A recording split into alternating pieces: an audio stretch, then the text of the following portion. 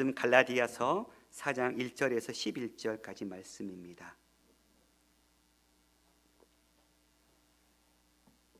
갈라디아서 4장 1절에서 11절까지 말씀 한 절씩 교독하겠습니다. 또 내가 말하노니 유업을 이을 자가 모든 것의 주인이나 어렸을 동안에는 종과 다름이 없어서 그 아버지가 정한 때까지 후견인과 청지기 아래에 있나니 이와 같이 우리도 어렸을 때에 이 세상의 초등학문 아래에 있어서 종 노릇하였더니 때가 참에 하나님이 그 아들을 보내사 여자에게서 나게 하시고 율법 아래에 나게 하신 것은 율법 아래에 있는 자들을 속량하시고 우리로 아들의 명분을 얻게 하려 하심이라. 너희가 아들이므로 하나님이 그 아들의 영을 우리 마음 가운데 보내사 아빠 아버지라 부르게 하셨느니라. 그러므로 내가 이후로는 종이 아니요 아들이니 아들이면 하나님으로 말미암아 유업을 받을 자니라. 그러나 너희가 그때에는 하나님을 알지 못하여 본질상 하나님이 아닌 자들에게 종 노릇하였더니 이제는 너희가 하나님을 알 뿐 아니라 더욱이 하나님이 아신 바 되었거늘 어찌하여 다시 약하고 천박한 초등학문으로 돌아가서 다시 그들에게 종 노릇하려 하느냐. 너희가 날과 달과 절기와 해를 삼가 지키니 내가 너희를 위하여 수고한 것이 헛될까 두려워하노라. 아멘. 우리는 지난 수요일에 율법 아래에 있는 우리의 모습과 그리스도 예수 안에 있는 우리의 모습을 살펴보았습니다. 율법 아래에 있던 우리는 감옥에 갇힌 자와 같은 상태였고 초등교사의 지도 아래에 있는 어린아이와 같았다라고 말씀드렸습니다. 그런데 그리스도 안에 있는 우리의 삶은 이제는 그 모든 것에서 우리를 정죄하고 무섭게 하는 율법에서 완전히 해방될 뿐만이 아니라 그리스도 예수 안에 있는 우리는 하나님의 아들이 되고 또한 예수 안에 있는 우리는 모두가 다 한 몸, 하나 된다는 사실을 밝혔습니다. 그리고 예수 그리스도 안에 있는 자들은 아브라함의 그 씨로 그가 받은 그 언약에 참여하는 특권을 누리게 된다. 이 말씀을 우리가 나눴습니다. 이것이 복음이죠. 오늘 본문은 특별히 1장에서 7절까지는 3장 23절에서 29절까지 내용을 반복하고 있는, 그래서 1절에서 3절까지는 율법 아래에 있는 사람의 상태를 이야기하고 있고 4절에서 7절까지는 그리스도 안에 있는 사람의 상태를 이야기하면서, 그러니 이제 8절에서 11절까지는 그것에 기초해서 우리 그리스도인의 삶에 대해서 간절한 호소를 던지고 있는 본문입니다. 한마디로 말해서 우리는 한때는 종이었지만 이제는 아들의 신분으로 바뀌었으니까, 그렇다면 예전에 그 종살이로 다시 어떻게 돌아갈 수 있겠느냐, 이 이야기를 바울이 하고 있는 것입니다. 본문을 살펴봅시다. 내가 또 말하노니 유업을 이을 자가 모든 것의 주인이나 어렸을 동안에는 종과 다름이 없어서. 큰 재산을 물려받을 상속자가 있다고 생각해 봅시다. 그런데 아직 언젠가 그 재산이 그의 것이 되겠지만 아직 성장하지 못했기 때문에, 장성한 자가 되지 못했기 때문에 그 모든 큰 재산을 물려받을 그러한 어떤 선언은 되어 있지만 실제적으로 그 재산은 물려받을 수 있는 준비가 되지 않은 상태, 이 어린아이와 같은 상태이지요. 로마법에 따르면 당시에 성년이 안 된 상속자는 노예나 다름이 없었다고 합니다. 다시 말해 신분 자체는 주인이고 아들이지만 실제로는 종과 똑같은 상태로 머물러 있는 그 어린아이와 같은 상태가 바로 우리라고 바울은 이야기하고 있습니다. 유업을 이을 자이지만 어렸을 동안에는 종과 다름이 없다. 하나님 나라의 유업을 입을 우리였는데 율법 아래에 있었을 때는 어린아이와 같이 이미 재산을 물려받도록 상속받도록 정해져 있지만 아직은 그 상속을 받을 수 있는 준비가 되지 않은 상태와 같은 그런 어린아이와 같다. 그러면서 그 아버지가 정한 때까지 후견인과 청지기 아래에 있다라고 얘기하고 있습니다. 고대에는 한 집안의 아들이 성년이 된다는 것은 큰 중요성을 지니는 아주 중요한 행사였다고 해요. 특별히 로마 시기에는 어떤 특정한 나이가 정해지진 않았지만 아버지가 이제 성년식을 치러야 되겠다라고 결정하면 보통은 3월 17일이라는 그 날짜에 가족적 축제로서 이 리벨랄리아라는 이름으로 정해지는 후견 이제 그 아이를 이제 성년으로 인정해 주는. 그래서 당시 로마의 시민의 그 겉옷이라고 불리는 토가라는 그 옷을 입혀주면서 이제는 장성한 아들이다라고 인정해주는 그러한 그 세레머니를 했다고 해요. 그때까지 그 아버지가 정한 때까지 후견인과 청지기 아래에 있다. 여기서 후견인은 어린아이를 법적으로 보호하는 사람을 의미할 것이고, 청지기는 그의 재산과 또 노예를 관리하는 사람, 두 가지가 같은 의미로 지금 바울을 쓰고 있는 것 같아요. 당시 로마 시대에는 보통 14세까지 후견인의 보호 아래 있고, 재산권은 성년이 되는 이미 지난 25살쯤 때까지는 이 청지기의 관리 보호 아래 있다가 이제 25세가 지난 이후에는 이 청지기로부터도 완전히 재산권을 물려받아서 자기가 이제 관리하는 그런 삶을 살았다고 합니다. 특별히 바울이 비유한 이 논리 속에서 우리는 무엇을 보게 됩니까? 율법에 매였던 종된 상태에서 믿음으로 말미암아 자유자가 될 때까지 그 작정한 때를 따라 행하시는 그 하나님의 주권적 의지가 달려 있음을 이야기하고 있는 것입니다. 아버지가 정한 때, 율법 아래 종 노릇했던 삶에서 이제는 하나님 아버지께서 정하신 때가 왔을 때, 그때는 언제입니까? 예수 그리스도를 아들로 보내주신 그때. 이제 그 이후에는, 그 전까지는 후견인과 청지기의 보호 아래 있었던 그 삶이 이제는 예수 그리스도를 믿음으로 말미암아 이제는 완전한 자유자가 되었다라고 이야기하고 있는 것이겠죠. 그래서 3절에 이와 같이 우리도 어렸을 때에 이 세상의 초등학문 아래에 있어서 종노릇하였다. 어렸을 때라는 말은 단순히 나이 어릴 때를 이야기하지 않겠죠. 예수 그리스도께서 오셔서 성숙하고 충만할 때, 그때를 이야기할 것입니다. 주님께서 오기 전까지는 이 세상의 초등학문 아래 우리가 종노릇했다. 이 초등학문은 스토이케이아라는 단어 자체는 초보라는 의미로 기본 원리, 기본 요소를 이야기하는 단어이거든요. 그러니까 여기서 지금 바울이 쓰고 있는 이 초등학문이라는 의미는 어떤 여러 가지 삶의 문제에 대한 세상의 지식과 같은 것들을 이야기할 것입니다. 그것이 때로는 유대의 율법이 될 수도 있을 테고, 또 이방 다른 종교의 의식이 될 수도 있을 테고, 어떤 도덕적 법이 될 수도 있을 테고, 또 종교적 관습이나 어떤 기초적 단계에 있는 그런 모든 것들을 지금 초등학문이라는 이름 안에 모아놓고 있습니다. 그러니까 예수 그리스도를 우리가 온전히 깨닫기 전에는 그런 세상의 초등학문과 같은 그런 상태 아래 종로로 됐던 삶이었다라고 얘기하고 있는 것이죠. 다시 말해서 그리스도를 구주로 받아들이기 전까지는 모든 종교적 그 경험들이 다 초등학문에, 그러나 바울은 다른 종교나 세상적인 계획으로는 하나님께 도달하려는 그 모든 노력이 다 실패로 끝날 수밖에 없었음을 이야기하고 있는 것이죠. 그렇게 우리가 초등학문 아래에 있어서 종노릇하는 삶을 살았다라는 거예요. 그러나 때가 참에 하나님이 그 아들을 보내사 여자에게 나게 하시고 율법 아래에 나게 하신 것은, 개역 개정 성경에는 그러나가 번역되어 있지 않지만 원문에는 그러나 분명하게 이야기하고 있습니다. 이 그러나라는 이 한 단어가 인간에게 엄청난 소망을 안겨다 주고 있는 것이죠. 인간 역사에 하나님이 개입하심으로 세상이 이제는 완전히 정반대로 뒤바뀌어지게 되는 것들을 이야기하고 있는 것이지요. 예수께서 오시면 어떻게 됐습니까? 어린 시절의 일이 끝나게 되는 것이죠. 우리가 주님을 만나게 되면 어린 시절 종노릇했던 그 삶에서 이제는 해방되는 것이죠. 온전히 새로운 시대를 맞이하게 된 것입니다. 바울은 이 온전한 새로운 시대의 두 가지 특징을 이야기하고 있는데, 첫 번째는 그 아들을 보내주셨다라는 거예요.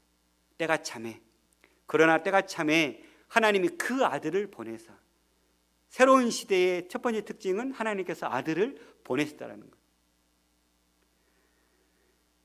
이 아들을 보내셨다는 것은 어떤 모습으로 보내셨습니까? 4절 하반절에 보니까 여자에게서 나게 하시고 율법 아래 나게 하셨다. 두 가지 모습으로 아들을 보내셨어요.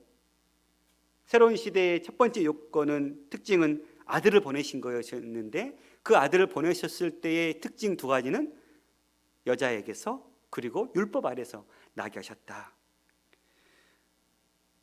그러면 여자에게서 나셨다는 말은 무슨 의미입니까? 하나님이셨지만 하나님의 자리를 버리고 인간의 몸을 입고 이 땅에 오셨다는 것. 우리 인류를 대표하기 위해서 인간으로 하나님의 신을 자리를 버리고 이 땅에 오셨다는 것. 우리와 똑같은 사람으로 오셨다는 사실입니다. 또한 그 예수님이 그 여자의 배를 빌려서 오셨는데 율법 아래에서 나게 하셨습니다. 이것은 율법은 우리에게 뭔가를 요구하고 끊임없이 가르치죠. 그러나 율법의 요구대로 살지 못했기 때문에 우리는 정죄받을 수밖에 없었습니다.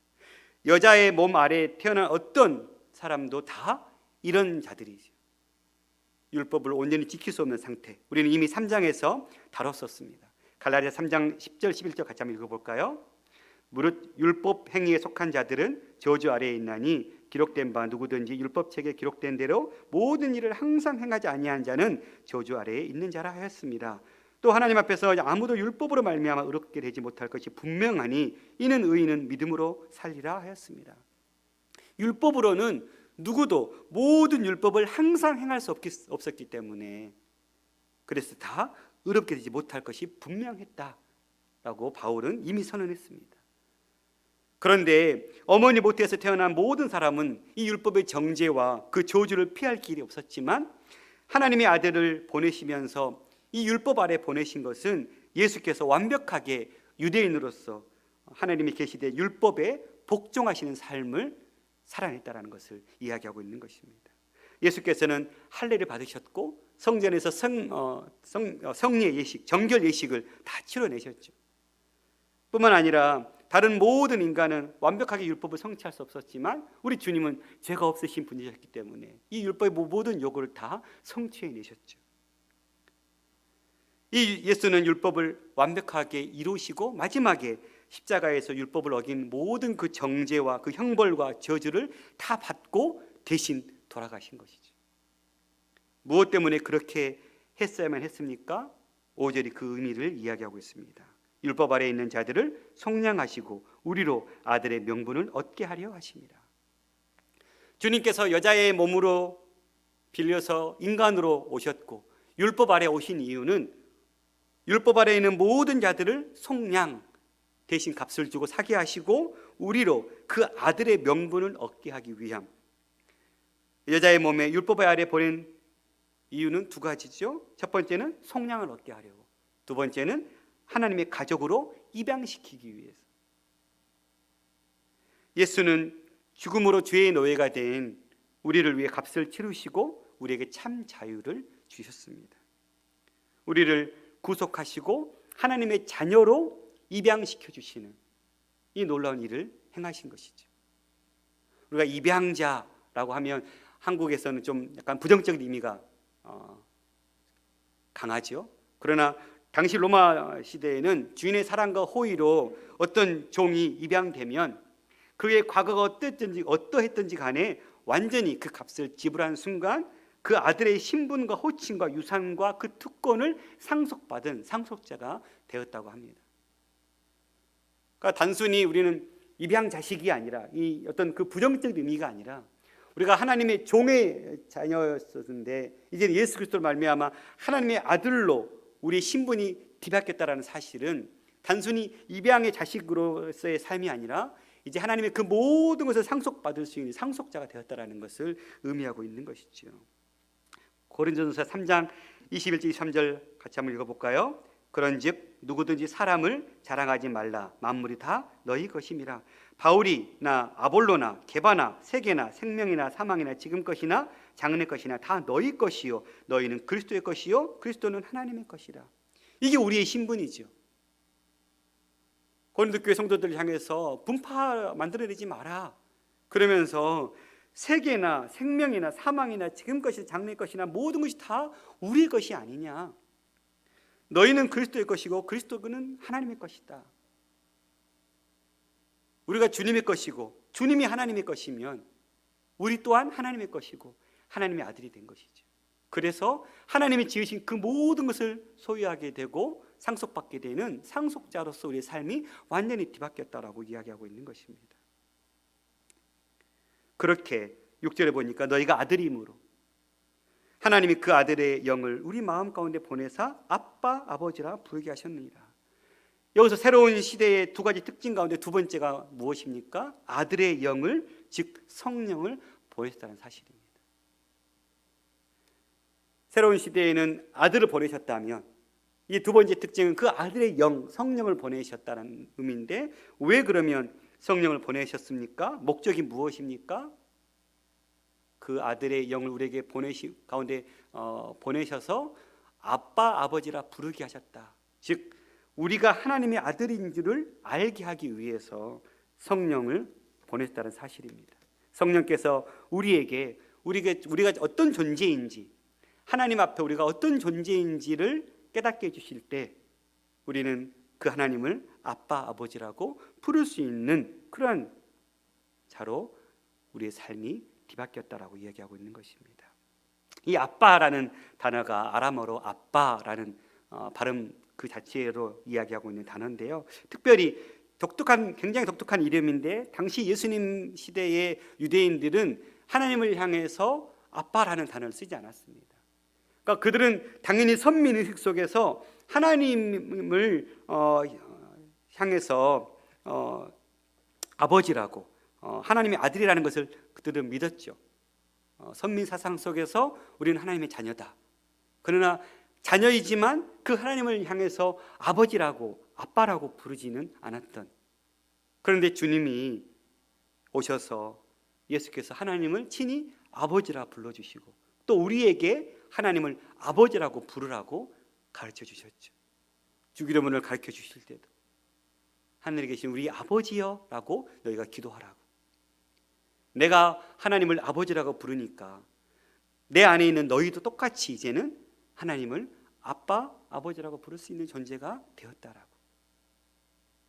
성령이 우리가 아들됨을 증거해 주실 때 주님처럼 우리도 하나님을 아빠, 아버지라고 부를 수 있는 자로 바뀌었다라는 것을 이야기하고 있는 것입니다. 세상에 이런 신이 어디 있습니까? 초월하시고 뭔가 도무지 가까이 할 수 없는 존재일 것 같은 하나님이 가장 나의 연약함과 나의 필요를 채워주는 아빠와 같은 존재, 신이신 하나님을 아빠, 아버지라고 부를 수 있는 이 특권을 우리에게 주신 것이죠. 그러므로 내가 이후로는 종이 아니요 아들이니 아들이면 하나님으로 말미암아 유업을 받을 자니라. 그러므로 우리는 이제 종의 자식이 아니라 이제는 하나님의 아빠, 아버지라 부를 수 있는 아들이기 때문에 아들이면 하나님으로 말미암아 유업을 받을 자다. 이 클레로노모스라는 이 단어는 상속자 혹은 후사 등의 뜻을 가지는 단어입니다. 본문에서 이 말은 종과 반대되는 개념으로 쓰고 있는 것이죠. 우리는 종이었는데 이제는 예수 그리스도를 믿는 그 믿음으로 말미암아 이제는 아들의 신분으로 우리의 신분이 완전히 뒤바뀌었음을 이야기하고 있는 것입니다. 뿐만 아니라 하나님 나라의 백성들이 누리는 그 모든 축복을 소유한 그런 소유자가 되었음을 이야기하고 있는 것이죠. 로마서 8장 16절 17절에는 성령이 친히 우리의 영과 더불어 우리가 하나님의 자녀인 것을 증언하시나니 자녀이면 또한 상속자 곧 하나님의 상속자요.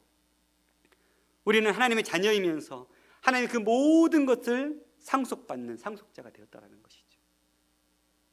놀랍지 않으십니까? 이게 우리의 존재, 우리의 신분의 변화입니다.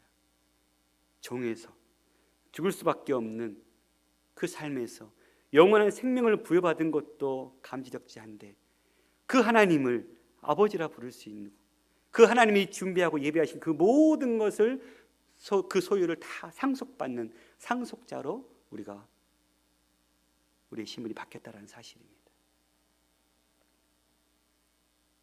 우리가 어떤 대기업 회장의 상속자로 우리 신분이 바뀌었다면 좀 더 실감이 나겠죠. 그런데 이거는 어떤 한 기업의 그 회장의 상속자의 수준이 아니라 온 우주 만물을 지으시고 통치하시는 하나님 아버지의 상속자가 우리는 되었다는 사실입니다. 너무 멀게만 느껴져서 이게 우리 가슴으로 이렇게 와닿는 게 좀 너무 쉽지는 않은 것 같아요. 내가 천지 만물을 지으신 하나님의 상속자? 이게 너무 이렇게 뼛속 깊이 느껴지기는 쉬운 문제는 아닌 것 같아요. 너무 동떨어졌다고 생각하기 때문에.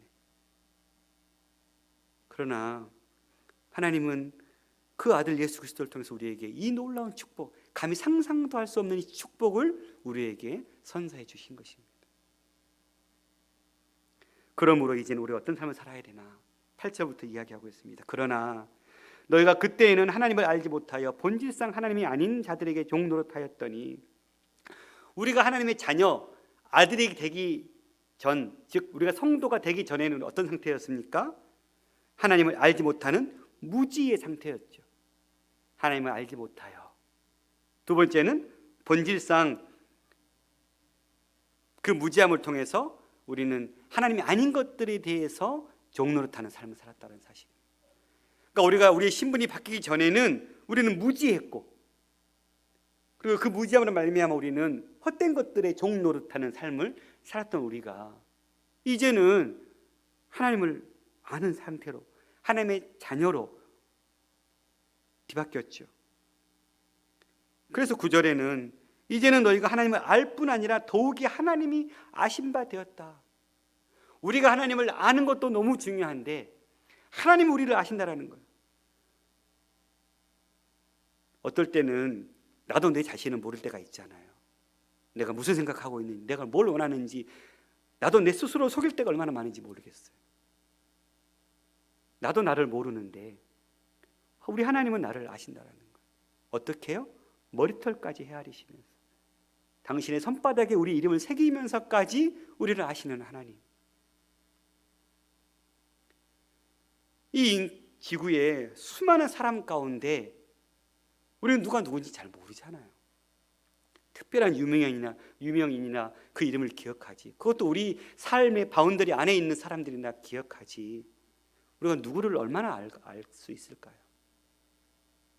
한 입을 덮고 사는 내 아내도 나는 온전히 알지 못할 거예요. 그런데 우리 하나님이 우리를 아신다라는 거예요. 더욱이 하나님이 아신 바 되었거늘. 하나님이 나를 아신다. 정말 우리가 존경하고 너무 닮고 싶은 누군가가 내 이름을 기억하고 나를 알아준다면 그때 기분 어떻겠어요? 굉장히 내가 무슨 좀 이 땅에 존재해도 될 만한 사람으로 으쓱될 수 있겠죠. 그 사람이 나를 알아. 내가 아는 것뿐만 아니라 그 사람이 나를 안다. 그런데 하나님이 우리를 아신다라는 거예요. 그런데 어찌하여 다시 약하고 천박한 초등학문으로 돌아가서 다시 그들에게 종노릇하려 하느냐. 4장 3절과 짝이 되는 구절이죠. 이 초등학문이라는 것이 1차적으로 이 세상과 다른 사람에 대한 어떤 사람들의 삶의 문제에 대한 나름의 분석과 그리고 해석과 대안을 제시하는 어떤 세상적인 지식이라면, 우리는 이제 우리의 신분이 완전히 뒤바뀌어서 우리의 삶의 목적도 바뀌었고 살아가야 될 삶의 이유도 바뀌었고 어떻게 살아가야 되는지 삶의 원리도 바뀐 그런 신분으로 완전히 뒤바뀌었는데, 여전히 세상의 원리, 세상의 지식으로 살아가려고 한다면 그 모습을 보고 계신 하나님은 어떠실까요? 내 자식이 아빠인 나를 의지하지 않고 나를 바라보지 않고 다른 이웃집 누군가를 따라가려고 하고 의지하려고 한다면 아빠인 내 입장에서는 그건 말도 안 되는 상황이겠죠. 어떻게 내 자식이 저럴 수가 있지? 똑같이 우리가, 하나님의 자녀인 우리가, 아버지 안에서 살아가야 될 우리가 아버지가 아닌 세상의 썩을 초등학문 속에서 다시 복음의 본질이 아닌 비본질적인 내용들로 다시 돌아가려고 하고 있는 이 모습을 발견한 것입니다. 그거에 대한 구체적인 예가 무엇입니까? 10절, 너희가 날과 달과 절기와 해를 삼가 지키니. 바울은 지금 절기 자체를 지키는 것을 나쁘다고 평가하고 있지 않습니다. 이들이 왜 절기를 지키느냐에 문제가 있었겠죠. 무슨 의미입니까? 이들이 절기를 지켰던 이유는 어떤 자기의 의의를 드러내기 위한 도구로 지켰기 때문이겠죠. 다시 말해서 하나님 앞에 어떤 인정받고자 하는 그 절기를 통해서 자기의 의로움을 드러내고 하나님 앞에 무언가를 더 얻어내기 위한 그런 조건적인 그런 마음으로 그 날과 달과 절기와 해를 지켰기 때문에 그렇겠죠. 여기서 나련이라는 것은 아마도 유대인들의 안식일이나 어떤 금식일 같은 절기를 이야기하겠죠. 다른 매월 초하루에 지키는 월삭이나 여러 달의 행사들을 이야기할 것입니다. 또 절기는 무교절, 오순절, 장막절과 같은 그러한 절기들을 얘기할 것이고, 또 해는 아마도 희년과 안식년 같은 그런 것들을 이야기할 것입니다. 이건 유대법 아래에 있는, 율법 아래에 있는 것들이죠. 근데 이제 복음 안에서 새로운 삶으로 뒤바뀌었는데 여전히 율법 아래에서 정하고 있는 그 날과 달과 절기를 지키면서 스스로 의롭다고 착각해 빠지고 스스로 하나님이 원하시는 삶을 살고 있다고 이야기하고 있는 그 행위로 인해서 자기 스스로가 평안함을 맛보고 안정을 누리고 있는 이 거짓된 행동을 지적하시면서 그거는 세상 초등학문으로 돌아가는 것이다, 복음 안에 있는 삶이 아니다라고 고발하고 있는 것입니다. 11절, 내가 너희를 위하여 수고하는 것이 헛될까 두려워하노라. 갈라디아 교인들이 율법 중심의 접근 방식을 계속해서 고집하고 율법이나 관습이나 그 의식을 지키려고 한다면, 즉 하나님의 은혜를 포기하고 자꾸 그렇게 율법에 얽매인 것들로 돌아간다면 바울이 그동안 그들에게 쏟았던 그 모든 노력이 수포로 돌아갈까 바울은 두려워하고 있는 거예요. 이제 복음이 주는 참 자유 안에서 자유자의 삶을 살도록, 하나님의 상속자 아들의 삶을 살도록 복음을 전해줬고 그 복음 안에 그들이 들어와 있었는데, 이 복음의 참 자유를 버리고 다시 옛 습관에 율법으로 돌아가려고 하고 있는 이 성도들을 보면서 왜 너희가 자유자의 신분을 맛보았으면서 다시 왜 종의 삶으로 되돌아가려고 하느냐라고 지금, 그러면 내가 지금까지 너희에게 쏟았던 그 모든 수고가 다 헛것 돼버리는 거 아니냐, 왜 진리 안에서 주는 참 자유를 너가 누리지 못하느냐, 진리 안에 머물러라. 율법이나 어떤 조문 그런 조항이 아닌 세상의 초등학문 가운데 우리는 되돌아가려고 할 때가 얼마나 많습니까? 이 땅에 하나님의 아들의 신분의 삶에 걸맞게 살아야 될 우리가 도리어 세상 사람들이 따르고 세상 사람들이 추구하고 있는 그 세상의 것들을 따라가고 있는 삶을 우리는 동시에 살고 있지는 않습니까? 세상의 종이 되어서 똑같이 세상 사람들이 하고 있는 것들을 쫓아가고 행하려고 하고 얻으려고 하고 취하려고 하고 있는, 우리의 삶의 목적이 바뀌고 우리의 삶의 이유가 바뀌었는데도 불구하고 여전히 세상 사람들이 살아가는 삶의 목적과 그 이유를 쫓아가고 있는 그런 모습들이 우리 안에는 없습니까? 세상의 어떤 욕심과 욕망 안에 사로잡혀 있지는 않습니까? 오늘 우리의 삶이 예수 그리스도 안에서 참 진리가 주는 그 자유 안에서 하늘의 것들을 상속받고 그 상속자로서의 삶을 이 땅에 보여주고 하나님이 기뻐하시는 상속자의 삶을 삶으로 인해서 그런 삶을 살지 못한 자들이 와, 내 삶과 저들의 삶이 완전히 다르구나, 이걸 보여주는 것이 우리가 감당해야 될 모습 아닐까요? 똑같이 어려움과 어떤 역경 속에서 똑같이 불평과 불만과 좌절과 똑같이 그 상황 속에서 세상적인 방법으로 그것들을 이겨내고 또 더 자기 것을 취하기 위해서 세상 사람보다 어떻게 보면 더 독하게 이웃을 향해서 살아간다면 과연 종의 신분을 살고 있는 그들과 아들의 신분으로 뒤바뀐 우리의 삶의 차이가 어디 있느냐 말입니다. 오늘 우리가 복음의 자유를 누리고 맛본 자로서 하나님의 모든 것들을 상속받은 상속자로서의 삶을 우리가 이 땅 가운데 살아낼 수 있기를 간절히 소망합니다. 그렇게 차이를 보여줘야 사람들이 우리를 보고 주님을 바라보죠. 교회가 엊그제 또 인터콥이라는 선교단체가 지금 3,000명이라는 사람이 몰래 1박 2일 동안 수련해가지고 지금 나라가 또 뒤집어지고 있는 상황입니다. 광화문 집회 이후에 또 이렇게 치솟았던 확진자들을 이제 겨우 또 잡아가고 있는데 또다시 아무런 신고도 없이 버젓이 기존 미디어에 지금 도배하고 있는 상황이, 과연 우리가 세상 사람들이 그러면 그 선교단체, 그 교회를 보면서 무엇을 느끼게 될까요? 여전히 정식 예배 외에는 어떤 소모임도 금지한다고 하고 있는 이때에 수련회를 강행하고 있는, 그래서 거기서 또 확진자가 나오고 있는 이런 뉴스가 여전히 계속되고 있는 이 한국교회가 도대체 종의 아들인지 상속자인지를 무엇을 통해서 드러낼 수 있을까요?